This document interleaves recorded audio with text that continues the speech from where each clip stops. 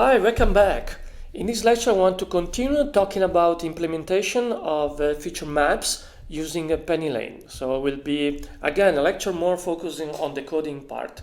In the previous lecture, we saw how to apply the amplitude encoding for feature maps. In this lecture, I want to talk about the two additional feature maps.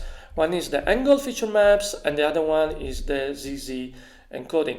We saw that one of the issues with these two maps is that they require a number of qubits that is equal to the dimensionality of the feature space. That also means that if we have a highly dimensional space as a feature space, then we require an extremely large number of qubits to encode the input feature.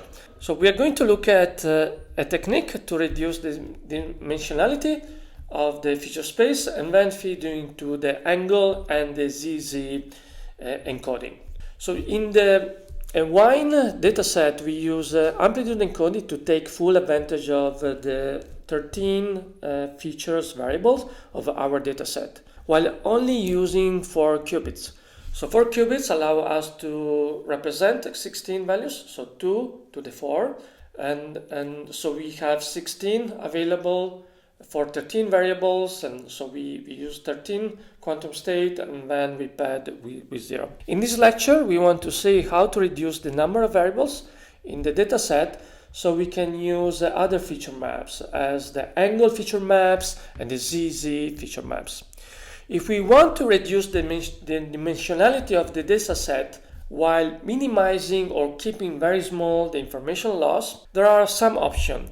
For instance, we can use a neural network, we can use an autoencoder.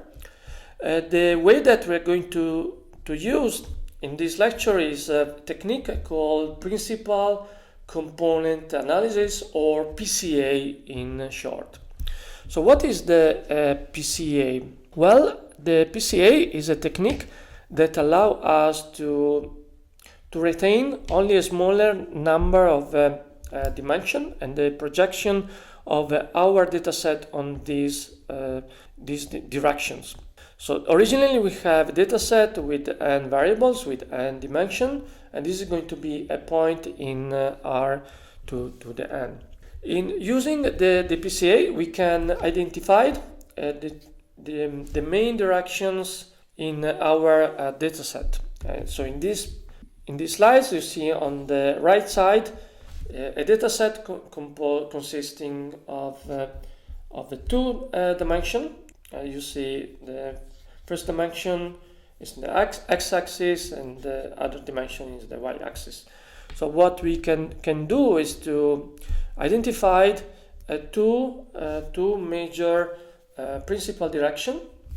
The first principal direction is the line direction that best fit the data measured by the mean square error. And so it will be this line here.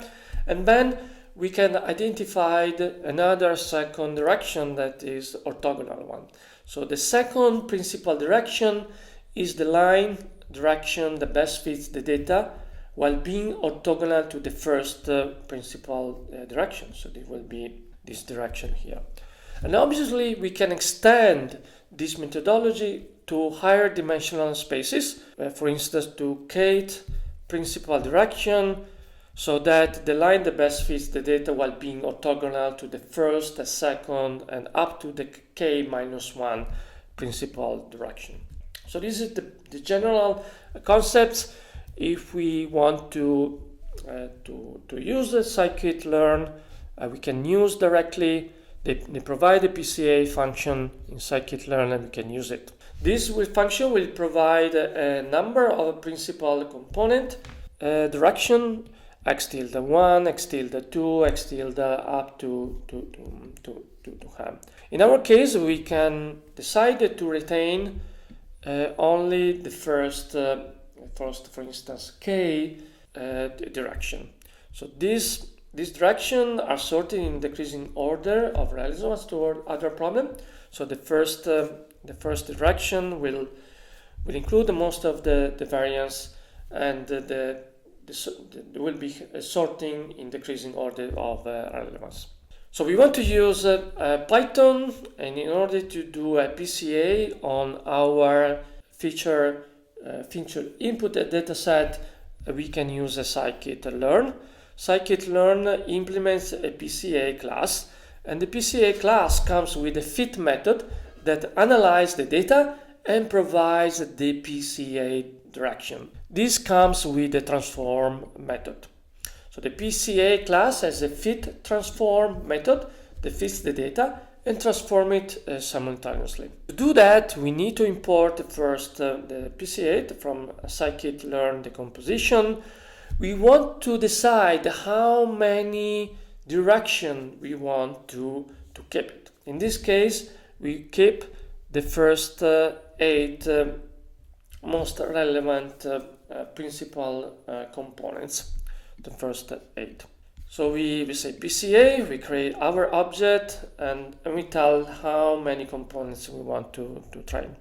In order to perform the PCA transform, we call fit transform on, and we apply this transformation, this PCA analysis on the test dataset. Sorry, in the training dataset. This is the training part. So not test, but the training part, we apply the PCA on the training dataset, and then we use the training transformation on the test dataset.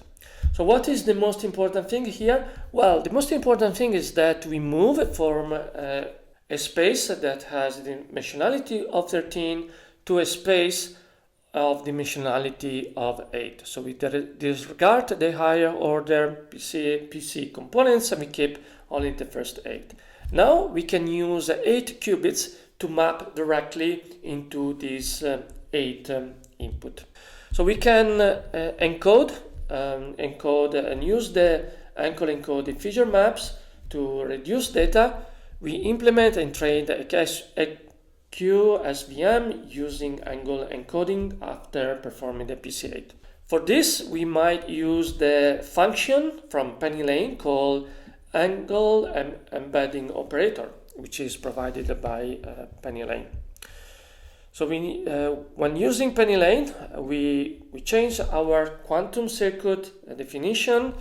We perform our angle embedding first in 8, and then we perform an adjoint operation on angle embedding of B, which is applied to angle embedding of A. So this is our circuit formulation in PennyLane. Remember that we need to provide a function, and then we associate a device. In this case, the device is a device with 8 qubits, and then we also need to say what is the backend. In this case, we use a quantum computer simulator or quantum circuit simulator that is provided here. After that, we have we have defined our quantum kernel. We use scikit, our custom SVM, and we provide our custom kernel here, and we call fit. We run it, our SVM, and then we print the accuracy that in this case is basically the maximum, is 100%. And so this is accuracy of 100% on our test dataset. PennyLane provides a number of custom feature maps. We used before amplitude embedding. In this lecture, we use angle embedding. But also there are a number of other embedding opportunities: Bayesian embedding, IQP embedding, QOA embedding, and so on and so forth. So you can check these online, the available feature maps in PennyLane. However, there is a feature map that is not available directly. This is the ZZ feature map that I introduced in my lecture about feature mappings. So we don't have it in PennyLane, but we can easily do it. So by just using the definition of ZZ feature map, we can combine a number of Hadamard gate and RZ operation with some entangling layer. Remember, these what I call RZZ. These are a loop that is ranging across the different press, and then applying Control Z, RZ, and Control Z. So we use combination function from the iter2s module. It takes two arguments and returns an array with all sorted tuples of length L with elements from the array R. It's not available in PennyLane, but you can easily implement as a Python function, just following the recipe for building the ZZ feature maps. After we define our feature maps, we can create our kernel circuit, kernel SIG, and we provide here the name of our feature map, and then we apply the joint of our feature map, ZZ feature map applied OB on the results of the first feature map. We do the training by calling the fit function on our custom quantum kernel, and then we use the test dataset to test and check the accuracy of our feature map. In this case is 84% of accuracy. This is the last slide of this lecture. Talk to you soon.